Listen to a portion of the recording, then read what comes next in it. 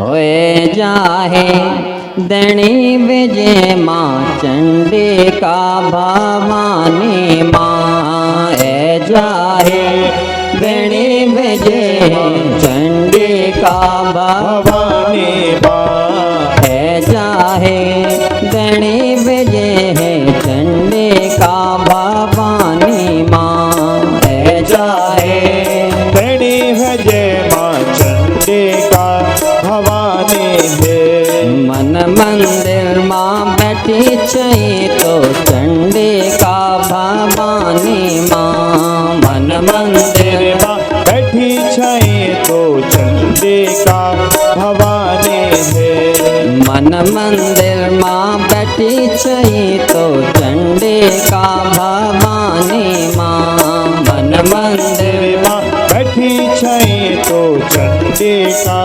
भवानी माँ ए जाहे दणी विजय चंडिका भवानी माँ ए जाहे दणी विजय माँ चंडिका भवानी है। ला ला ला ला ला ला।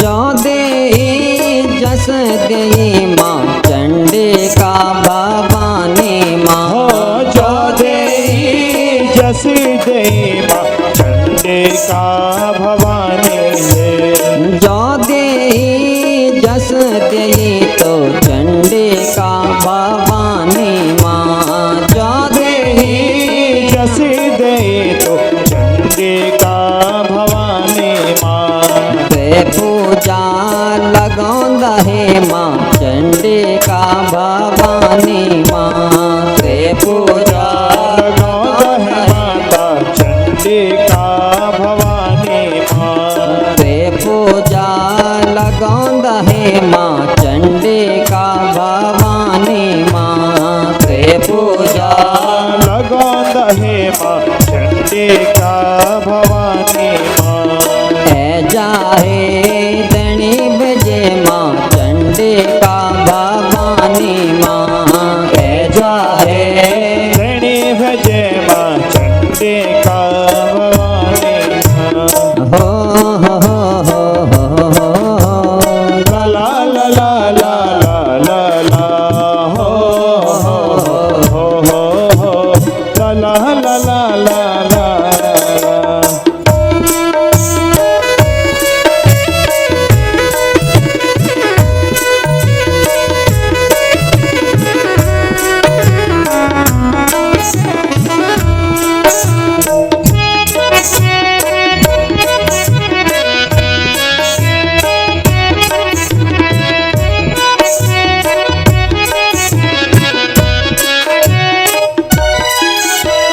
रूप न्यारो प्यारो मेरी माँ चंडिका भवानी माँ रूप न्यारो प्यारो मेरी माँ चंडिका भवानी माँ रूप न्यारो प्यारो मेरी माँ चंडिका भवानी माँ रूप न्यारो प्यारो मेरी माँ चंडिका भवानी माँ जो धूप माते चंडिका भवानी माँ तो धूप दसते चंडिका भवानी माँ ए जाहे दणी विजय माँ चंडिका भवानी माँ ए जाहे दणी विजय माँ चंडिका भवानी माँ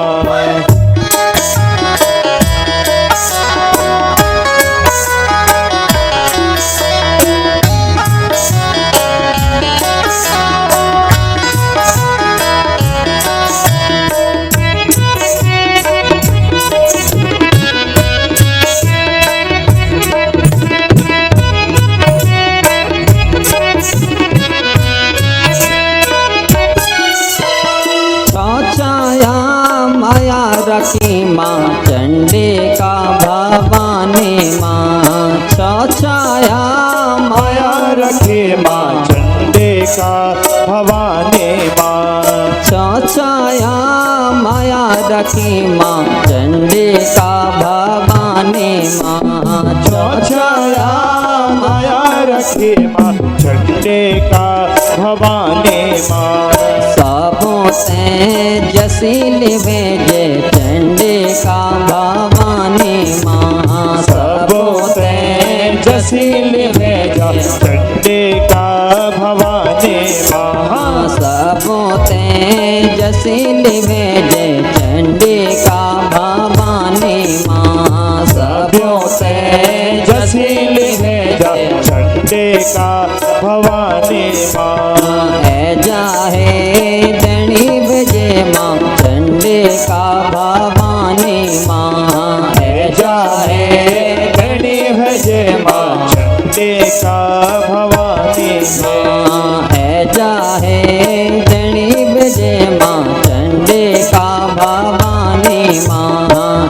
जाहे धनी भजे माँ चंडिका भवानी माँ।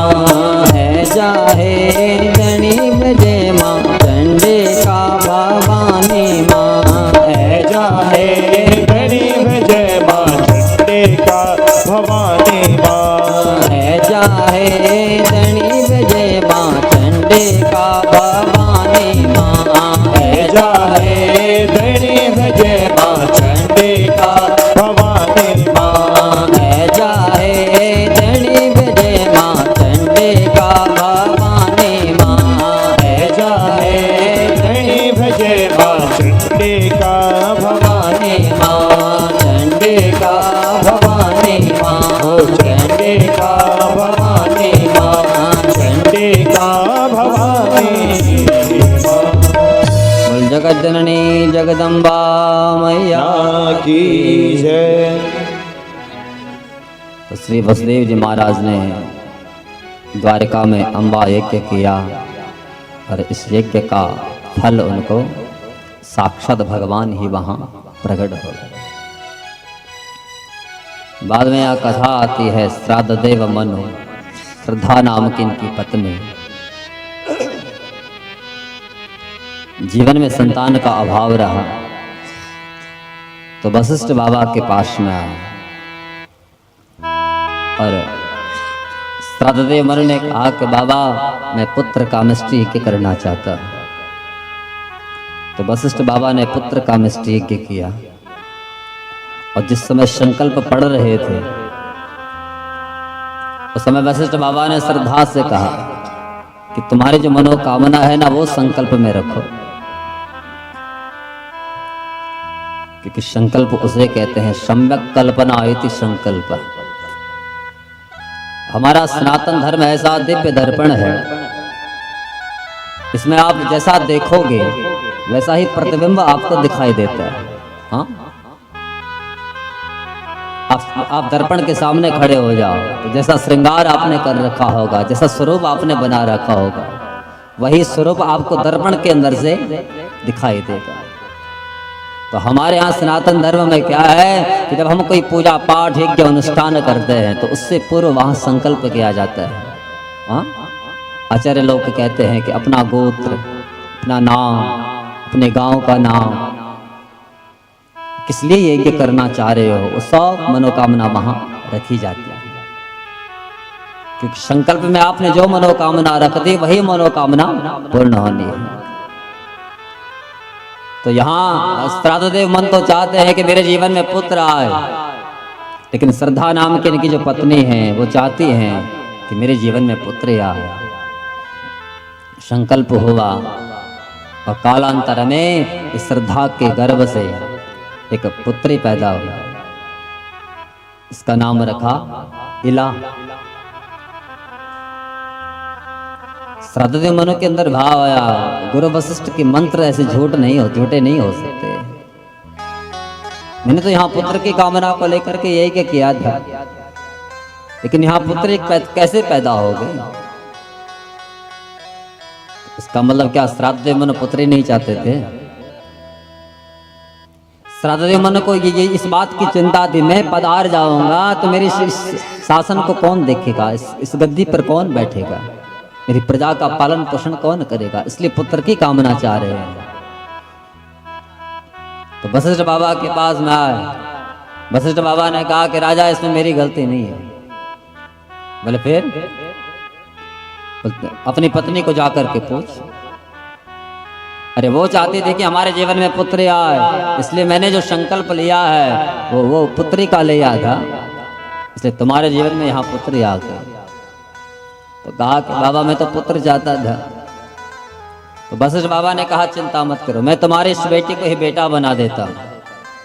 तो हाथ में जल लिया, उस जल को अभिमंत्रित किया और उस जल के छींटे जब उस इला नाम की पुत्री पर दिए, उसको शुद्धम्न नाम का बालक बना दिया अपनी मंत्र शक्ति के द्वारा।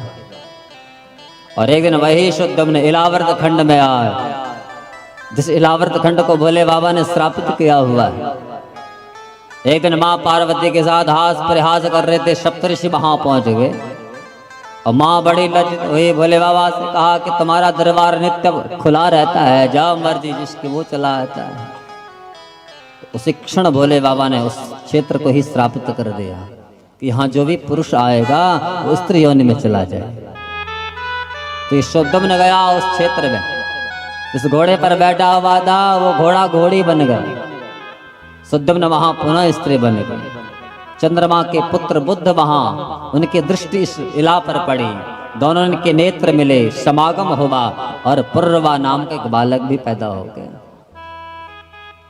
सूर्य महाराज कहते हैं कि सोन का दृश्य कालांतर में जब वापस आए तो पुनः अपनी उस बेटे को बेटी देखा। तो श्राद्ध देव मन फिर वशिष्ठ बाबा के पास में। वशिष्ठ बाबा ने कहा कि भैया मेरे पास जितनी शक्ति थी उसके कारण मैंने तुम्हारी इस बेटी को बेटा बना दिया था, और अब तुम इसको फिर बेटा बनाना चाहते हो तो भोले बाबा की आराधना करो। तो तब श्राद्ध देव मन ने भोले बाबा को पुकारा, भोले बाबा की स्तुति की कि शिवाय शिव रूपाय, शिवाय शिव रूपाय प्रपन्न भयहारिणे, नमो वृषभवाहाय शरण्याय परात्मने। भोले बाबा के पास में आए, कहा कि बाबा तुम तो इस जगत का कल्याण करने वाले हो, तुम्हारी शरण में जो भी आया तुमने उसको निराश होकर के नहीं भेजा है, इसलिए बाबा मेरे जीवन में भी एक दुख है। भोले बाबा ने कहा क्या होगा?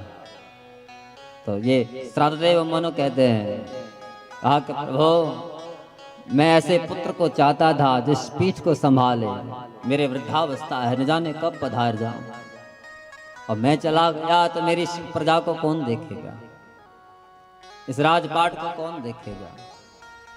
मैंने पुत्र की कामना को लेकर के पुत्र कामेष्टि यज्ञ किया, लेकिन पत्नी की मनोभावना के कारण यहाँ बेटी पैदा हो गई। वशिष्ठ बाबा ने उसको बेटा बनाया, लेकिन आपने जिस क्षेत्र को श्रापित किया था ये वहां पहुंचा, फिर स्त्री बन गई।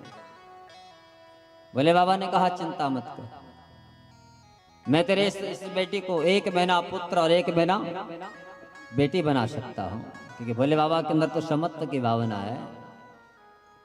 इसलिए उस इला को पुनः बेटा बनाया, 1 महीना बेटा बन करके रहता है और 1 महीना बेटी। 1 महीना तो खूब राजसी पोशाक पहने और उस सिंहासन पर बैठे, लेकिन 1 महीना साड़ी लहंगा ओढ़ करके जब वहाँ अपनी जनता के बीच में जाते हैं तो प्रजा को ये बात अच्छी नहीं लगती। प्रजा ने विचार किया हमारा राजा कभी उस गद्दी पर बैठता है, कभी साड़ी लहंगा पहनता है, इसलिए मासम पुमांस भविता, माशम पुमांस भविता, माशम नारी।